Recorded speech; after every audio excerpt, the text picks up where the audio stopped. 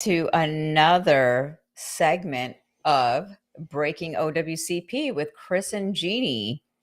Welcome in. This is if you're listening to it live, we're live on the Breaking OWCP Facebook page. So we are live on a Tuesday night, but we're also on the Wednesday Night Chats YouTube page. So this is for Wednesday Night Chats. This is Wednesday Night Chats on Tuesday. But this is the Breaking OWCP podcast. If you're listening to this on your favorite podcast app, welcome. Please hit the subscribe button and tell your friends that we're doing this. We're going to be doing this all throughout the holidays, so that you have good information in case you get hurt during the holidays. And we don't want you to. We hope you don't, but we know you will. Hopefully not all of you, but too many of you, because man, the workload is so heavy during the holidays. It's unbelievable. Just looking at in our neighborhood, there's somebody delivering something at all hours of the day, like multiple times a day. Like 9 p.m. It's unbelievable how many times you see like the same person coming by making another drop off. So that's just for USPS, of course, but man, that's a lot, and they have a hard job. So thank your mailman. Trust me, thank them. Yeah, and last week on our chats on Wednesday night OWCP chats with Chris and Gini, we told all of you that you're doing a great job. We know your hours, and you're still doing a great job, are crazy right now. We know people that are doing 16-hour work shifts. We're so thankful from ourselves for what you guys do for everyone. So, and we get the word out there. We tell people, leave their lights on, give them some snacks, some treats. Yeah. Unfortunately, we are not in a neighborhood where our mailman comes to our front door or our house. We have a box. So we're still thankful. We say mailman. We acknowledge that lots of women deliver the mail. Ladies. So no offense, no offense at all. We love the mail ladies too. But everyone since the beginning of time has said mailman. I've yet to see one cartoon character on Google Images that's a woman. Yep. So you ladies are definitely underrepresented on Google Images. So those of you that are on YouTube and Breaking OWCP, tell your friends, go grab them, tag them, whatever. And if you have any comments about what we're talking about, you are welcome to put them down, because we will see them and we will read them out loud. But why we have this podcast is for all of those federal employees that are driving and cannot watch us live. Or you're on the West Coast and Wednesday Night Chats is too late for you. We understand. So this is for you. What's tonight's topic? Tonight's topic, we're going to talk about the 7 things that management does wrong. As I called it, the top 7 management no-nos. The no-nos. It's not Woodshed Night. It's the no-nos. No, but this is what Woodshed Night is made of. Yes. And if you haven't seen Woodshed Night, we have a good time with that. All right. Number 1, let's first start out with management not submitting your forms on time or telling you they're not going to fill it out. Yeah. So that's 2 different things. Telling you they're not going to fill it out is just a blatant disregard of the law. Yeah. Because the law requires them to fill it out. But the problem is not submitting forms on time. You have to submit your CA1 or CA2. Those are your forms for reporting work injuries. You have to report those on ecomp.dol.gov. And then management gets an email, and they have 10 days from the receipt of that email to turn it in to Department of Labor, to the claims examiner. Well, if they just sit on it, they violated the law. They have 10 days to turn that in or to submit it.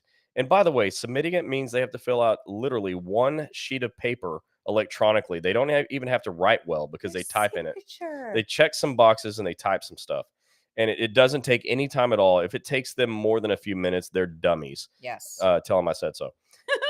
So it takes them 10 days. If they don't file it within 10 days, you've got a grievance. So file a grievance. Talk to your unions, because if it happened to you, it's probably happening to everybody. Definitely. And the problem behind it is it delays getting started on your treatment, because until they receive your CA1 or CA2, they have no notice that you're even injured. So they're not going to cover your injury claim. They're not going to pay the doctors. They're not going to cover your bills. You'll end up having to pay it out of your pocket. Yes. That's not okay. So the number one thing management does wrong, the first management no-no, is delaying submitting your CA1 and CA2 to Department of Labor. It's so easy now. In the old days, they had to fill out paper, like literally had to print paper, fill it out. So there's like 2 extra steps right there. Now all they have to do is open an email and electronically type some stuff in and click submit. It's lazy or it's idiocy not to be able to get that done on time. 10 days is a world of time they only need half a day, and that's if they read really slow. What's the Wow. second thing to do? Wow, if they Look, I read don't. really slow. And by the way, everyone, in case you're wondering, you're watching this live, and you're like, Chris doesn't look like himself tonight. Well, this is my normal smile. If you're watching or listening to YouTube, I'm not, or on the podcast, I'm not smiling, but that's my normal smile. But I've been having the flu, and I'm getting over it. So, Yeah. All right, let's talk about number two, the number two management no-no. not letting people choose who they want to go to. Not letting people choose their own doctors. That's what she means. Who to go to is doctors. Not letting you choose your own doctor is ridiculous, because let me tell you, it's like 4 or 5 times in the law that it makes it clear that you have the right to choose your own doctor. The CA-10, what a federal employee should do when injured at work, the second section of that says that you have the right to initial selection of physician. That means you can choose your own doctor.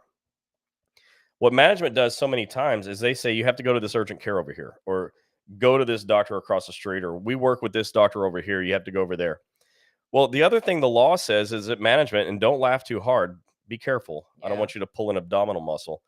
The law says management is required to tell you that it's your right to choose your own doctor. Yes. Well, they don't, because they tell you to go to their doctor.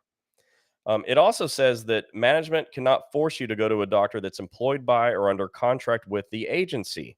Well, that screams, as I always say, VA employees, because you have doctors. Military bases have doctors. You cannot be required to go to the doctor that's on your base, the doctor that's in your hospital. They can't require you to do it. They have to let you choose your own doctor. It doesn't mean you can't choose that. You can choose to go to a VA doctor. I don't recommend it, but you can do it. You can choose to go to the urgent care your supervisor sends you to. I don't recommend it, but you can. The point is, it's your choice. You get a right to choose. And like I said in the last podcast episode, choosing your own doctor is critically important, because lots of doctors are just idiots and they don't know how to do what we're talking about. And so it leads to denied claims. You know, urgent cares are staffed by nurse practitioners without medical doctor signatures. Denied. VA doctors, world-class doctors, have Yes. never, to my knowledge, gotten an OWCP claim accepted. Denied. Surgeons, they just do surgeries. They don't write reports. Denied. In fact, they don't even want you. Well, Okay. even though when you're in the hospital and they tell you need to follow up with a specialist, you'll still have to see a DOL doctor first. Yeah, we were talking to one of our docs today, and they understand this. They've developed a network of specialists they can refer to, and they've told the specialist, "Don't worry about it. We're going to get this claim accepted, and then you'll be very happy with our referral." Well, that's what they Absolutely. want. The surgeons want the claim to be accepted already. So you got to choose an OWCP trained provider. Correct. I personally recommend federal injury centers, but it is your choice. Yes. What's number 3? Number 3, not issuing CA-16s. And Yeah. a lot of you don't even know what a CA-16, so it kind of wrecks you if you don't know what it is. So these aren't in any particular order. If I were to order these, I'd probably put this one number 2, number 1 being you get to choose your own doctor. But they're in no particular order. They're all management no-nos. So the Form CA-16 is a form that pays all your medical bills for the first 60 days on a CA-1 claim that you report within 7 days. Yeah. Wow, that's a mouthful, Chris. Yes, it is. I'm going to do a thing on timeframes in an upcoming episode, but you have to report your CA-1 injury within 7 days. Well, the safest way to do this is now. So it's the holiday season. If you're injured during Christmas time, many times, especially like postal employees, you say, well, I want all my overtime, so I'm not going to report this. Right. Okay, that's your choice, but you just lost your CA-16 because you waited till after New Year's and it's been way more than 7 days. And so now you have no way to pay your medical bills.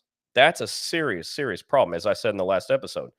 So report right away. I don't care if you go get treatment right away, but report right away. Get eligibility for that CA-16. Yeah, like we said last week on chats, it doesn't matter if you still want to work your hours and get your Christmas holiday hours. I want you to work okay? those hours too. Yeah, exactly. We want you to. But what you need to do, if you don't want to go to the doctor right away, at least fill out your CA-1 or CA-2 and then get your CA-16 just so you have it, so you don't lose it. But do it right away. Yes. Right away. As soon as possible means now. Now. Okay, so do it right away. Yes. Supervisors, though, here's the problem. Let's say you report now. They will not mention the CA-16. If you don't mention it, they won't mention it. So always demand one. Many times when you demand one, they'll say you're not hurt bad enough. All you got to do is ask them to show you their medical license. They probably won't have one, and so you're pretty safe on that question. They're not qualified to say whether or not you're hurt bad enough. But there's this. The law states that the supervisor shall issue Form CA-16 within 4 hours of the claimed injury. And it does not say unless you're not hurt bad enough. All right. So they're required to issue it within 4 hours of the claimed injury. So if it's 4 hours and 1 minute, file a grievance. File a grievance. Get your CA-16.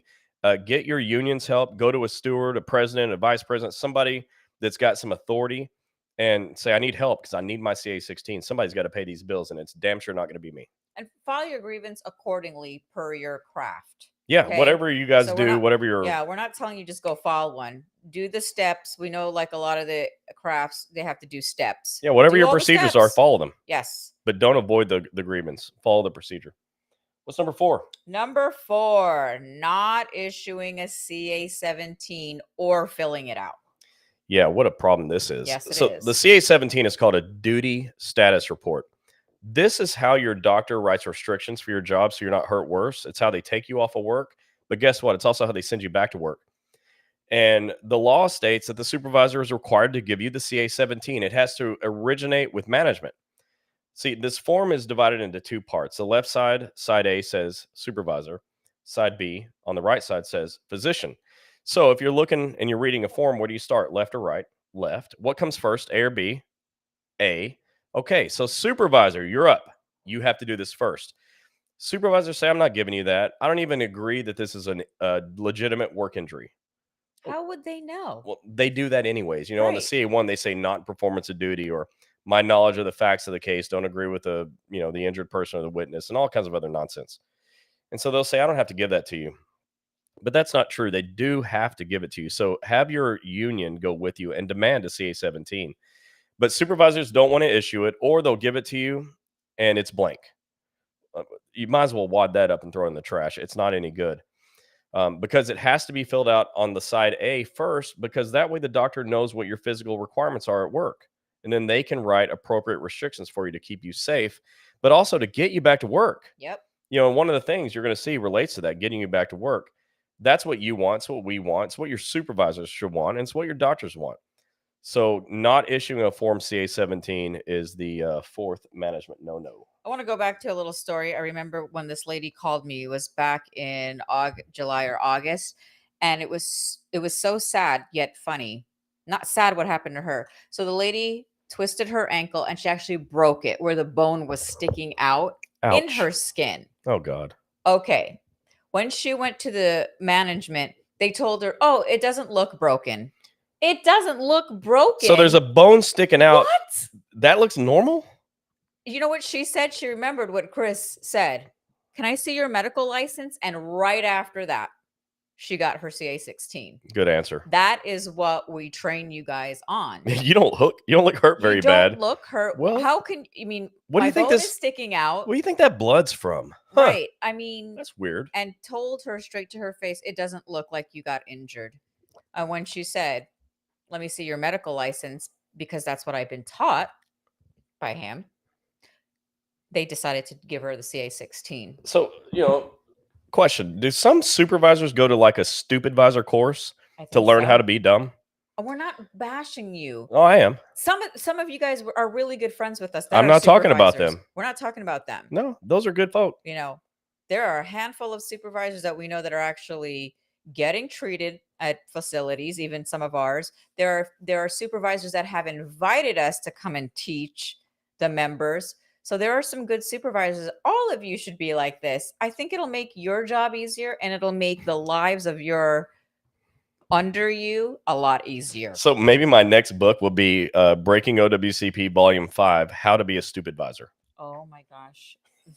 Victor's going to love that. That would be a funny book, How to Be a Stupid Advisor. I'd even have like comics in there and small words so that they understand it.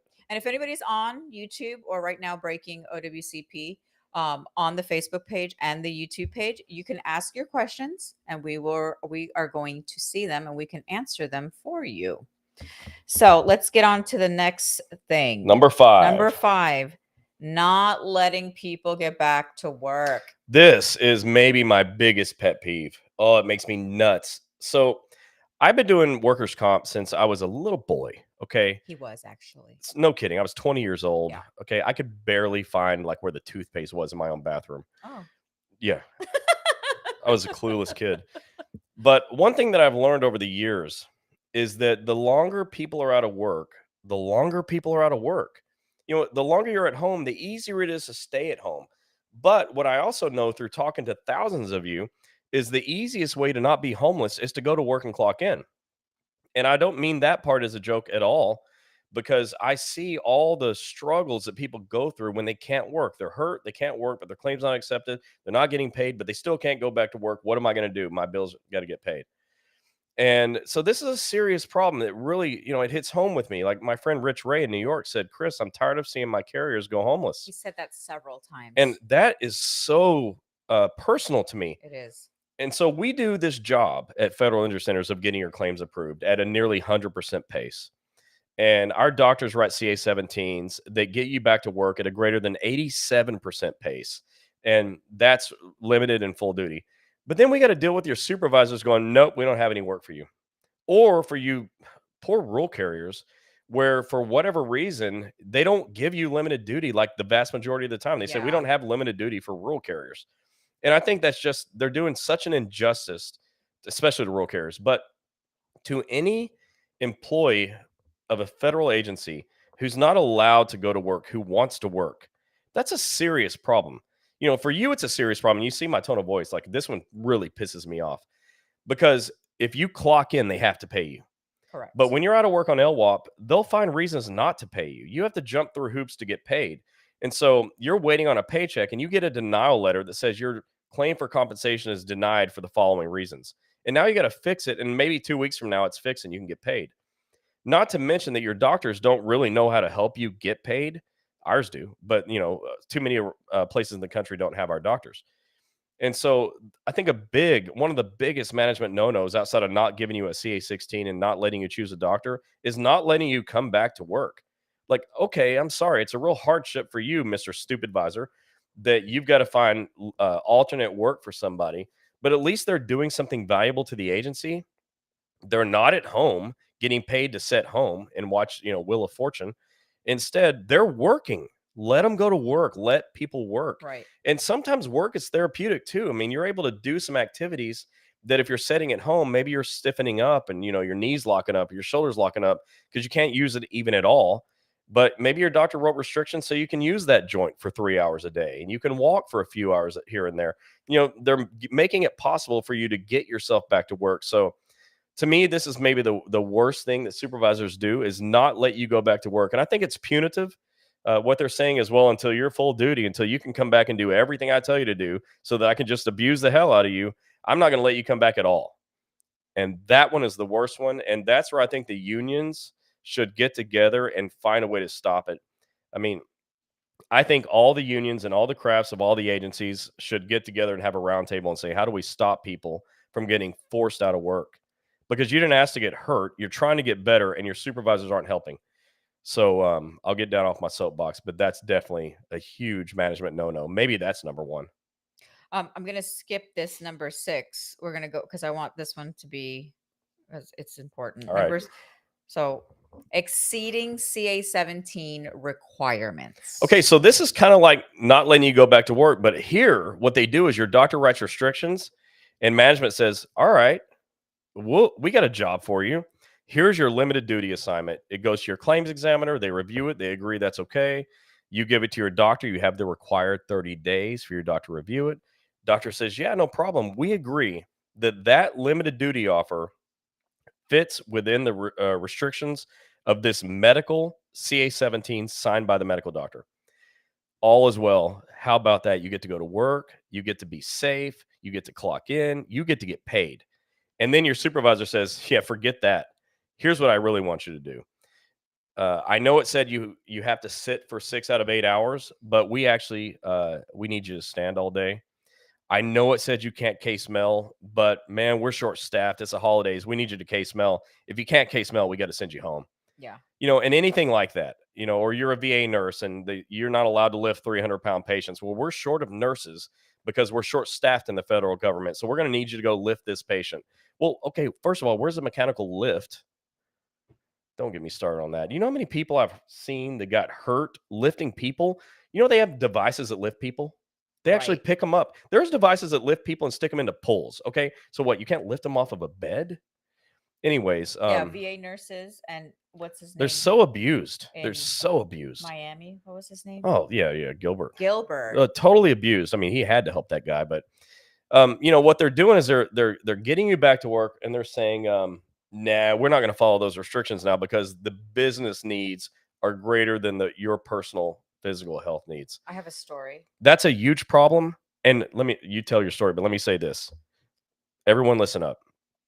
If you go to work on restrictions, and your supervisor says we're going to have to exceed those restrictions in any form, I don't care how they say it, but they're going to tell you to do something. Here's what you say: "Okay, put that in writing. I need you to put that in writing for my personal file." I don't care if you have a personal file or not. Say it. "For my personal file, I Yeah. need that because my doctor doesn't want me to do that. So I'm going to need that to show to my doctor." I guarantee you they're not going to make you do it. They will Guarantee. not put that in writing because they just violated the law in so many different ways. And they'll put the agency, they'll expose the agency to a lot. So make them put it in writing and then take that to your union. Hopefully you have a strong one and file a grievance Okay, here's my story on and contact OSHA. and my CA-17 story this week that happened. It was actually on Tuesday. No. What day are we at? Tuesday. Today is Tuesday. So it was on Monday. Yesterday. Sunday. It was on It yesterday. was Sunday. So a lady was asking me about her CA-17. The doctor filled it out. An MD she actually saw, not any of our clinics, but an MD in another state, another clinic. Our clinics have MDs too. Yeah, but it wasn't our office. And he put his restrictions. The supervisor was kind enough to fill out side A, so the doctor went on side B. Kind enough, huh? Kind enough. That's so nice of you to do your job. I know. When she took it to work and gave them the CA-17, they said that's not good enough. That we're not going to accept it. She said, "I know that if there's an MD signature on there, you have to follow that." It's funny because she said she's gotten the information from our chats, which is true. Those chats are pretty smart. They need to follow what the MD says. The supervisor then told her no, that he thinks that she's just trying to get time off. She's trying to do Christmas shopping on her time off. Hey, and don't worry, if she goes Christmas shopping, somebody's going to follow her around and take pictures. So Okay, so they don't have to worry about that. I know. She actually fell and hit her hip off of the LLV on the whoever the customer was had like these really pretty decorative rocks, and obviously she slipped. Sometimes you just slip even if you can't pay attention. You slip. So she slipped and she hit her hip pretty bad. She couldn't really walk. The doctor told her she needed to sit for at least 4 hours, get up every hour and a half and walk for 15 minutes. Her supervisor said it's all fake. There's no doctor that's going to say that. When the doctor actually wrote it down on the CA-17 and attached, here's the thing she remembered. She had the doctor fill out a CA-20, and that still wasn't good enough. What do you do then, Chris? You file a grievance and contact OSHA, 1-800-321-OSHA. But it's so funny. A supervisor says, "No, I don't think so." Well, first of all, what business do you have thinking? Don't you have some rules to follow? Yeah. We don't really care what you think. It's irrelevant to us. And doctors, they have a lot on the line here. When they send a patient back to work with restrictions, and let's say that person gets hurt, like doctors have malpractice insurance. That's what I was just about to say. Yeah. Their malpractice is at risk. They can get sued. If you sue a doctor for malpractice, what you're doing is suing their malpractice insurance. And if the malpractice insurance gets sued too many times, they drop the doctor. If the doctor can no longer get malpractice insurance, the doctor really is at risk of not being a doctor anymore because the next lawsuit could bankrupt them. So doctors have a lot at stake here. When they write restrictions, they're not writing it to help somebody get on vacation. They're writing it because medically that's the right thing to do. Correct. And doctors are charged with doing the medical right thing at all times. It's their first do no harm. Everyone's heard that. What is that? The Hippocratic Oath? Yes. First do no harm. Well, so to the patient, the injured worker, first do no harm is send this person back to work in a way that's safe. Well, the supervisor's saying, I don't think so. Again, what business do you have thinking? Cut that out. You're not that good at it anyways. And again, I'm a little salty. Okay. When you have the flu, you're a little Yeah, salty. he is. But I'm So be telling you, careful. be very careful with me. But yeah, supervisors, and this is the 7 supervisor no-nos, and they do it all the time. And when I was taking notes on this, it was easy. Like I just spit these 7 things out. Like I wish somebody would write this for me. It's going too slow because it's coming out so fast because we see it all the time. And could I add to it? Yeah, like if there was an 8th thing, by the way, it would be having limited duty assignments, and they require you to sign it right now. But that's a future episode. But that's also against the law. So you don't exceed restrictions. All you're going to do is get somebody hurt, and then that person's disgruntled. Their friends at work are also disgruntled. This is a serious problem for supervisors. They don't realize that the more parental advisory notice needs to go on this thing. The bigger assholes they become, the more of an asshole you become. And it becomes this like cycle because they're mean to you, you're mad at them, you retaliate verbally or whatever, or you just like are passive aggressive or who knows what you do. And then they're more mad. And it all started with them being jerks. Just like this could turn into Woodshed Night easily. You know what the sad part was? That she had to go find the law and tell the supervisor that, and she got it from the book actually, because she said she's lucky that she listened to everything that Chris said and she downloaded it and put it in her pocket. I was so proud of her. I gave her a bunch of hearts on her message. She said she put the book in her pocket? Yeah, because you say that all the time. That's so sweet. Yeah, put Breaking OWCP in your pocket. This podcast is here because you need the information, and too many of you don't have the time to get on Wednesday night chats. A lot of you requested this. Yeah, and we've delayed it. Sorry, but here we are. Look, boom, we're doing it. We've got, thanks to our buddy Robert, we've put out so much content on the podcast. Everyone should be listening. But get the book, Breaking OWCP. There's 4 volumes. They all have different content. They're all fast reads, but I require you now to download them as PDFs to your cell phone because everyone keeps their phone with them at all time. You don't keep books with you at all times. But if something bad happens to you and you've looked through the book and you understand the table of contents, you can very quickly and very easily get the correct information, and you can school your supervisor on whatever it is they're saying. I don't have to give you a CA-16. Well, this law says you have 4 hours to give it to me and you're on the clock, buddy. And it's boom, it's there. So we don't have this podcast, so you'll go buy books. This is not a sales channel, but the books are there because you're getting screwed and you don't have to, right? So get the book. And the podcast is just there to let you know about it. Let me tell you what the funny part about the whole story was, because I said there's a funny part.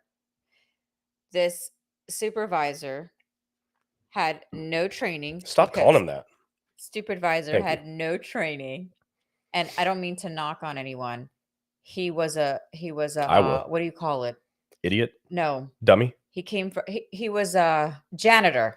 Oh, no, he's perfectly qualified to be a supervisor. And he became a supervisor. And telling this lady who's been doing her job as a carrier for so many years, I think it was like 15 years, telling her no, that the CA-17 is not good enough, and with the CA-20. And look, there's nothing wrong with janitors. And no, look, we're not knocking. Let me just take a step back because I just knocked on janitors. I'm not doing that. Look, somebody's got to empty the trash and clean the floors. Obviously, that job needs to be done, and someone's got to do it. And thank God there's somebody willing to do it. But then you promote this person as supervisor. There's better than 0 odds that they'll be, unqualified. That's all I'm saying. And there's better than 0 odds that many supervisors are unqualified. So supervisors, hence the word stupidvisor. Wherever you are, seriously, when they give you a CA-17 and a CA-20 and they're telling you this is from the doctor, be careful. You don't want to get sued, because you can. Because if that lady hurt her hip, and now let's just say her hip is broken and you're telling her what the doctor said isn't truthful, you're going to get in trouble. So I'm not sure they can be sued because you can't sue the agency and they're agents of the agency. Sued. I don't know, but I'll have to ask Eric about that. But here's what can happen. There are violations of law and Code of Federal Regulations that are happening in these instances. And, DOJ, OIG, people with badges, they can do enforcement. And that's the bigger problem. Forget lawsuits. Stupidvisors. Do you really want somebody with a badge showing up questioning you? Like, of course not. Obviously not. Why would you want that?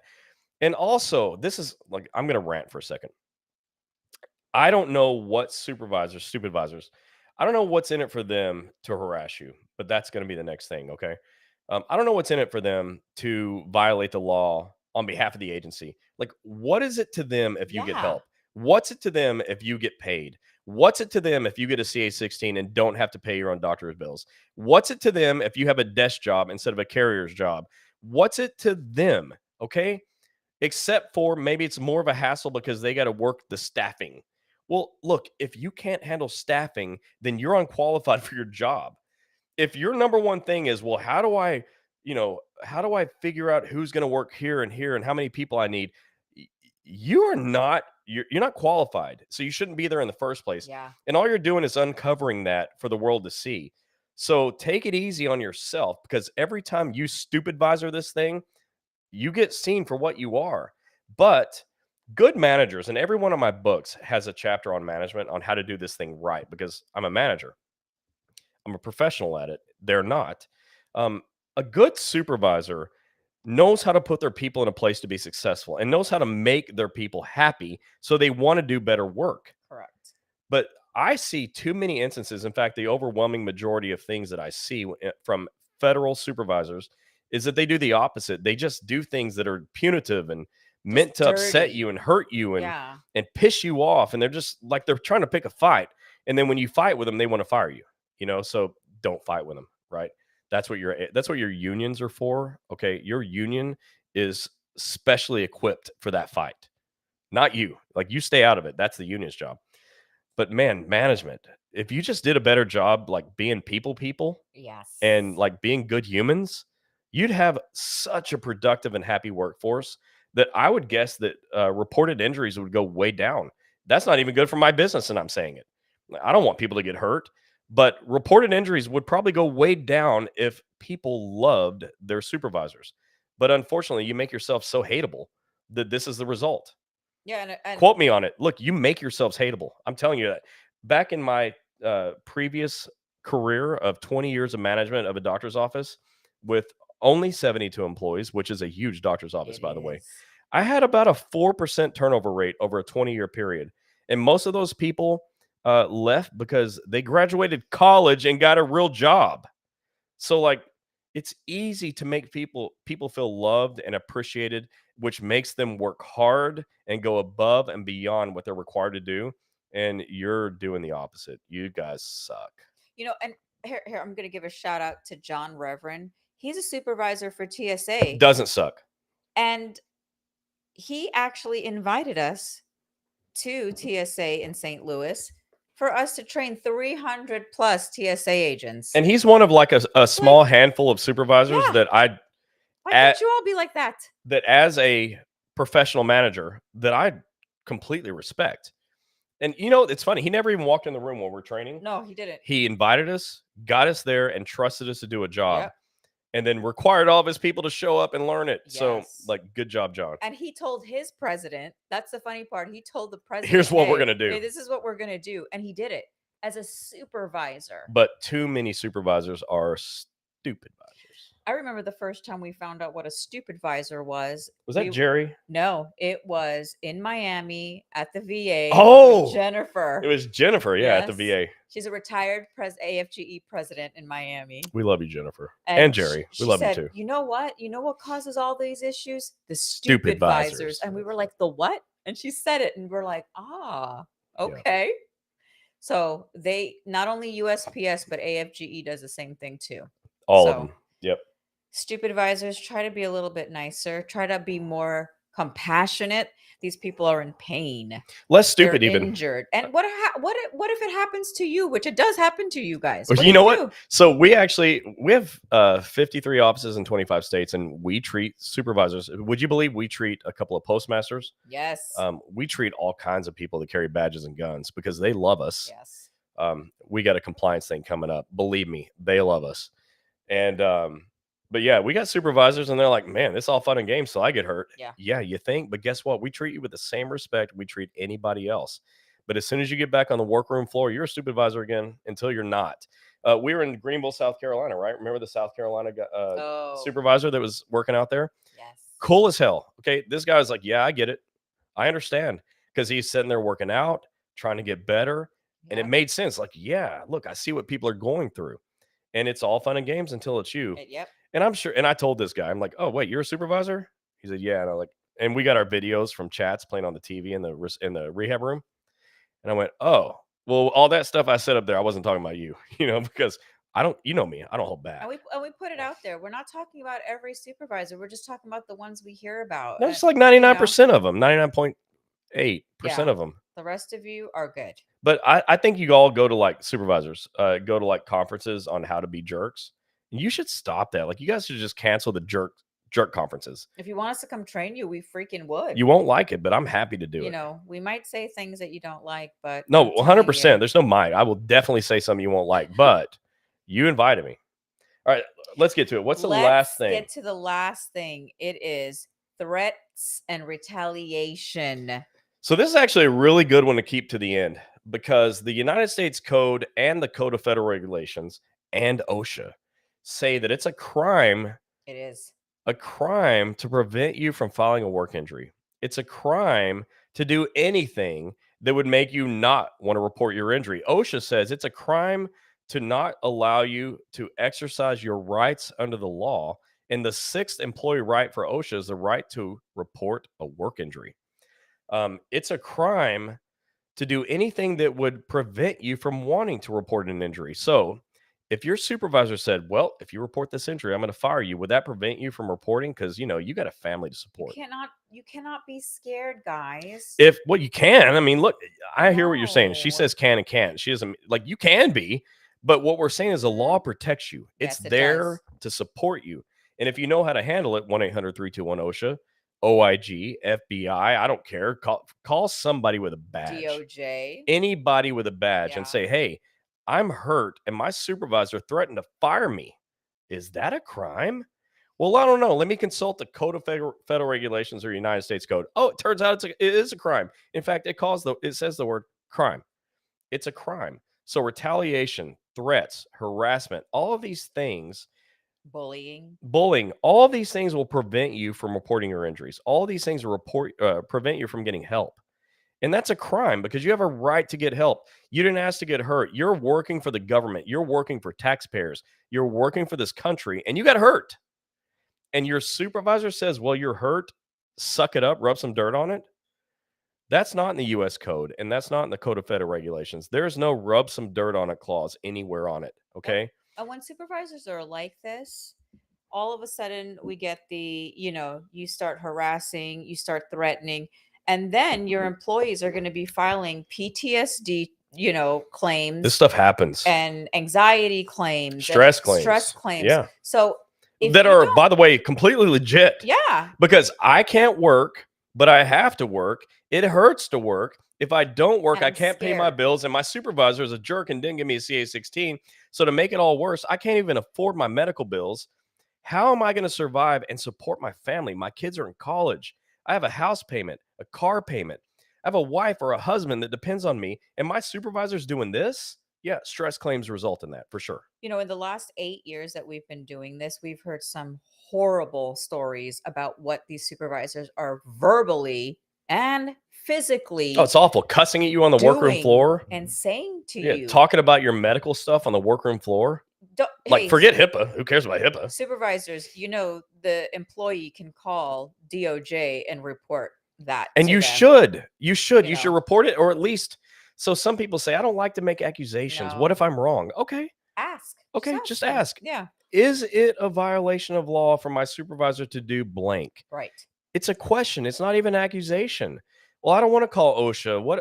I don't want to get in trouble. Okay, 1-800-321-OSHA. Just ask. Dear OSHA, is it a violation for my supervisor to threaten to fire me? Is it? Because your sixth employee right says I have the right to report a work injury, but they want to fire me. Is that a violation of law?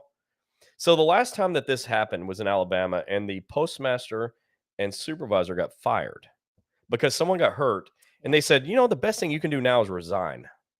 You think?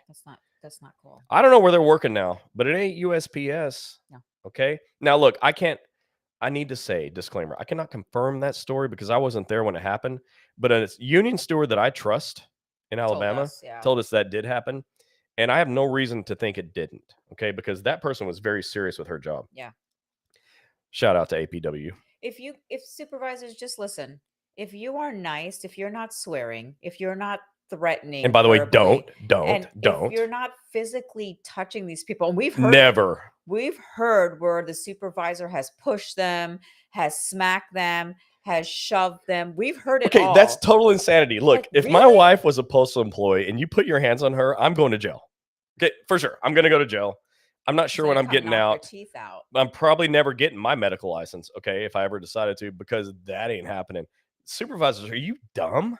And on top of Wait, that, I already decided they are, right? when Didn't I? yes, you did. Okay, yeah, they are. When you Sorry. guys do and say those, or even sexual harassment, we've heard that. When you Which causes stress and anxiety claims. when you do and say these things and they file a claim, you're causing them to file a claim when you don't want them to file a claim. So stop. Oh, damn, you Just got her. stop. You got her yelling and screeching. Yeah. Now we're all in trouble.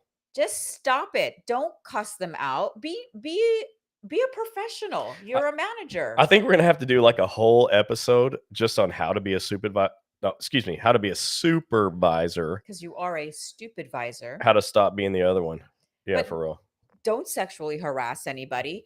Don't push them. Don't shove them. Don't swear at them. Don't threaten them verbally. Wow, don't this thing follow them. This thing spiraled way out of control. I knew it was going to turn into woodshed night. Do not do any of that. You will have some respect if you can just be a nice human being. How do you treat your spouse at home? Treat everybody else like that. Okay, unless you treat your spouse really bad, then don't.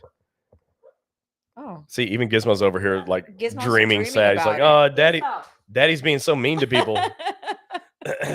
Yeah, so just be nice, and then you will avoid about 70% 80, of the 90, claims most. that are being filed. Like, the stress and anxiety that you are causing for people is ridiculous. It is.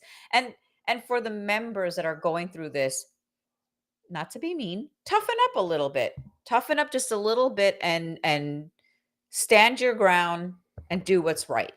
Yeah. So when she says toughen up, she doesn't mean go fight people. No. We are not for physical violence. No. Don't do any of that. Know your rules, laws, and regulations like we teach. No verbal altercations. Correct. Look, stay out of it. Let me tell you why. Because the law protects you. The law is on your side. It's there to protect you, and it's there to penalize your supervisors. It's a crime for them to prevent you. The only crime you can do is lying and saying you're hurt when you're not. We never see that. Thank God. Yeah. So don't be scared, guys. We hear this every day. But use the laws, the rules and regulations to your benefit. Get Breaking OWCP, download them to your phone, download them all to your phone, all of them, because they all have valuable stuff in there. The last one I wrote, the 25 things you can do to win an OWCP, I think is the most important one I ever wrote. Yes. It's the easiest one to read. It's this one. And you're going to ask now, well, wait, I see a paper copy of it. Why can't I have that? Because we only give these away for free when we do live trainings at union conventions. I like to bring stuff with me. I don't want you to have the book. Look, many of you want me to autograph it. That's fine. If you show up at a convention, I'll do that. But I want you to have Breaking OWCP in your pocket, because in the moment you need it, that's when you need it. And it's at home. It's too late. It's not with you. I want you to be able to pull your phone up and go, wait just a minute, dummy. Here's what Chris said. And here is the law. And what Chris said is the law, guaranteed. And I run all my stuff past Eric Blowers, too, who's a legit lawyer, ex-FBI agent. So if you read it in my books, it is the law. Yes. All right. And there's nothing else on the market like this. Nobody else writes on this topic. Nobody else cares about you enough to do it. And I do. One day, I think I'll just talk about how Breaking OWCP came into existence, because I love the story. But I'm telling you, download the book, download it to your phone, and put your phone in your pocket, because now you just put Breaking OWCP in your pocket. And when you know the table of contents alone, your supervisors can no longer get over on you. So that's all I want to say about the books. But tonight's episode was our third live recorded episode. Many of our episodes are replays from Wednesday night chats, which is awesome for you, because many of you don't have time to get on chats Wednesday nights at 8 p.m. Eastern time, because you're on the West Coast or you're on Mountain Time and you're still working, especially now during the Christmas season. You're working crazy overtime hours. I'm probably going to see a letter carrier drive by my house soon. They're They rural just carriers. had a UPS driver just drive by, and it's what, 8 o'clock? Yeah, they're rural carriers out here, but we see rural carriers. They're coming by all the time. Yeah. And so we understand, like, it's tough to get to Wednesday night chats at 8 Eastern time. But these podcast episodes you can listen to at your leisure whenever it's convenient for you. So I want you to have that, but I want you to have the book in your pocket. I want you to have the podcast on your phone. Everything Breaking OWCP is on your phone. The podcast, the book, everything you need. So do that. Go to Spotify, go to the Apple Podcast app, and wherever else you listen to podcasts, we're there. Download us. Download, subscribe, and tell your friends, because we're here to help everybody. The ones we can't help are the ones that have never heard about us yet, though. So you can help with that. So we'd really appreciate it if you just tell your friends, and I mean all of them, everybody that works with you. And if they're not friends, I suggest making friends with them. Either way, tell them. Listen to the Breaking OWCP podcast, because that shit's for real. Okay. And that's what we're doing here. We're saving your life. Right. And when you get a work injury, there's no reason you should go homeless. There's no reason your claim should go denied. There's no reason you should go unpaid. There's no reason your supervisor should prevent you from working. We have the solution for you. Just tell your friends. So tonight's moral of the story is, for members, stop having fear with management. And the moral of the story is, just be a nice person. Stop being a jerk. Stop being like that. So tonight's top 7 management no-nos was: 1, not submitting forms on time; 2, not letting people choose their own doctors. You should. 3, not issuing CA-16s. You should. Number 4, not issuing CA-17s. You should. And whatever is on the other side, on side B, with a doctor's signature, it's real. It's a professional medical doctor. You, as a supervisor, doesn't have a medical license unless you did in the past, and you got to take it away. No, you don't. Number 5, not letting people get back to work. Number 6, exceeding CA-17 restrictions. You got to follow restrictions. Those are medical restrictions, and you don't have a license. And number 6, threats and retaliation is a no-no, a major no-no, supervisors. So next week on episode 4, Tuesday night, we always come on. It depends whether it's in the day or the night. We just come on. We may do it tomorrow. It depends on how. Yeah, No, it just depends. Well, no, we can't tomorrow. We're traveling. But the next day. Episode 4 will be OWCP compliance. Why is that important? Well, because way too many of you have been told, don't go to federal injury centers, because companies like that commit fraud and go to jail. What in the world does companies like that even mean? I've been doing this since 2007, and the only people with badges I've ever seen are patients. Yeah. So we're going to talk about compliance. We're going to get rid of the rumors that are out there about federal injury centers. And we may read some letters we've received. You know what? I'm going to read 2 letters I've received. Yeah. Those are letters that are public knowledge. So I'm going to definitely read those letters. Anything. I don't give a crap. We have nothing to hide. Nothing at all. So we're going to talk about OWCP compliance. But the other thing is, if you're going to a doctor who's not a federal injury center's doctor, you need to be weary. Like, look around and go, I don't see these compliance things here, because we do it differently. Later on, they're going to write books about us. Anyways, we'll get into that next time. Thank you so much for being here tonight on the Breaking OWCP podcast with Chris and Gini. And don't forget to subscribe and download. Yes. Go ahead. And a shout out to Kevin from Federal Injury Centers of Cleveland, who was on tonight. Thank you, he's Kevin. Freaking incredible. He's always everywhere where you are. Now, when I meet him, I am going to arm wrestle him. That's how that goes. Go look up his profile picture and see when I say it. That's so true. He doesn't have a chance. Look, I'm old and weak, but I've got age on my side. We love you, Kevin. We'll see what happens. So we'll see you guys next week. Tell your friends. We're going to talk about OWCP compliance. And don't forget to tell your friends to check us out and download us. Tonight was fire. Okay. I know it was. I was especially salty. Wait till you hear the compliance episode. That one's going to be a serious one. Yeah. All right. Hey, thanks everybody. We'll see you next time. Have a good night. Stay safe. Bye.